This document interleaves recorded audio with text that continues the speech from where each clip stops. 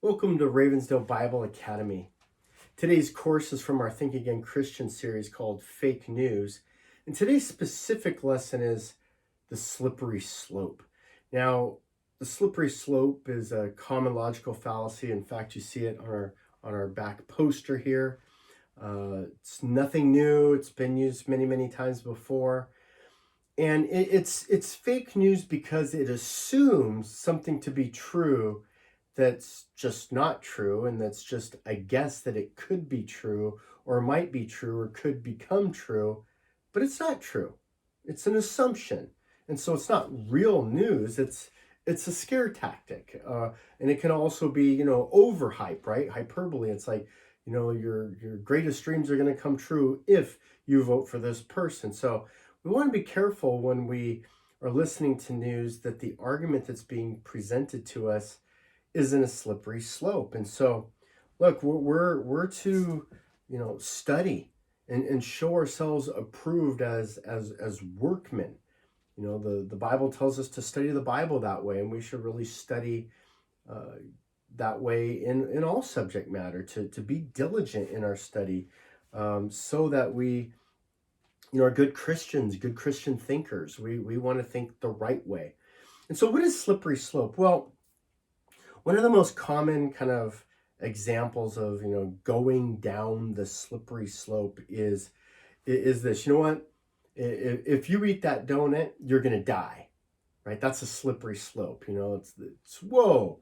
That's a big statement to make. If you go down to the store too many times, you're going to use the gas too many times, you're going to kill the earth.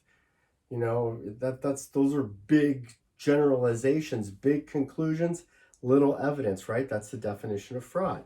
Well, slippery slope kind of works that way too. We see this all the time in presidential candidates. Presidential candidates are constantly accusing the other side.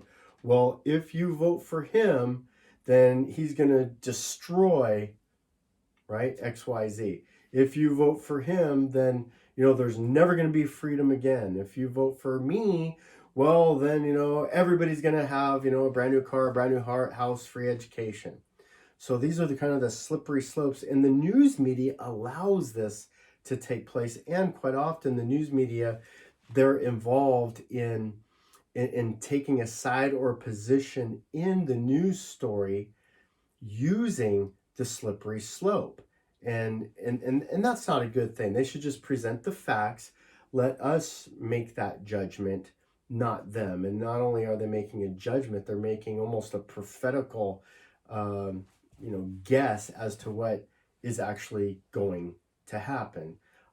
So many times I see news stories and it just doesn't turn out to be true. And so their guesses are quite often pretty wrong. So what are some examples from our slides of slippery slope? Well, we have the this kind of the key players in the Democratic Party, and regarding the masks mandates and whether we should wear them or not wear them. Well, they say, the flip side of the argument is well, first they want masks, then what? Well, the slippery slope is, well, they're trying to make you think that there's bigger, worse things coming down the road. May be true, may not be true, but that's not what they're saying. They're just saying, we think if we mandate masks that it'll protect people from dying from COVID. Okay, fair enough. Another example of going down a slippery slope is there's a huge debate regarding illegal drugs and kind of gateway or starter drugs. And one of the big arguments all the time is, well, if you take marijuana, then it's going to lead someday to something far, far more worse. That's the slippery slope that you're heading down.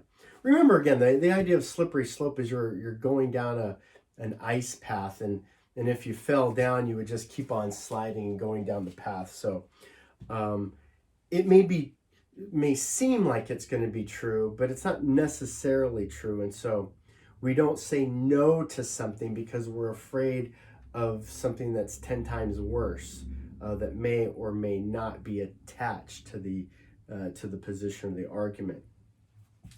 We see the threat of a potential, repeat of evil, wicked people. So nobody wants us to have a ruler like Hitler. Nobody wants us to have a government like Germany. And so if we want to head down a slippery slope, well, then, if you're in favor of gun control, then raise your right hand, like Hitler, right? And um, you can go both ways on this. Either because you do have gun control, you're going the path of Hitler, and the government can take over, and you don't have any guns to defend yourself, or the other way, you're going to have the guns and take over people. Either way, both sides have used this slippery slope of ending up becoming a government that's like Germany and like Hitler. So the words fascism, totalitarian, regimes, be on guard for that. Those, again, are just taking you down a guess of what a future political party or person can be like. But it's a slippery slope. One of the other examples is to use fear. So in this interview, there's a discussion whether or not trans athletes should be able to compete in sports. And the argument, instead of being whether or not they're really male or female, or whether or not they should compete, goes to, well, we don't want them to hurt themselves. Well, that's a completely different argument. And that's, so that's a slippery slope, right? That if I disagree with somebody, then they're going to hurt themselves. Well, then I guess I can't disagree with anybody. What if a criminal says, well, if I'm not allowed to steal, then I might hurt myself. Well, then I guess I can't disagree with criminals either. Very, very silly. So be careful with the slippery slope. Again, it's part of the scare tactic, usually, of, well, we don't want this, so we have to prevent it from at the very, very beginning. Fake news constantly uses slippery slope arguments. Keep an eye and an ear out open for it.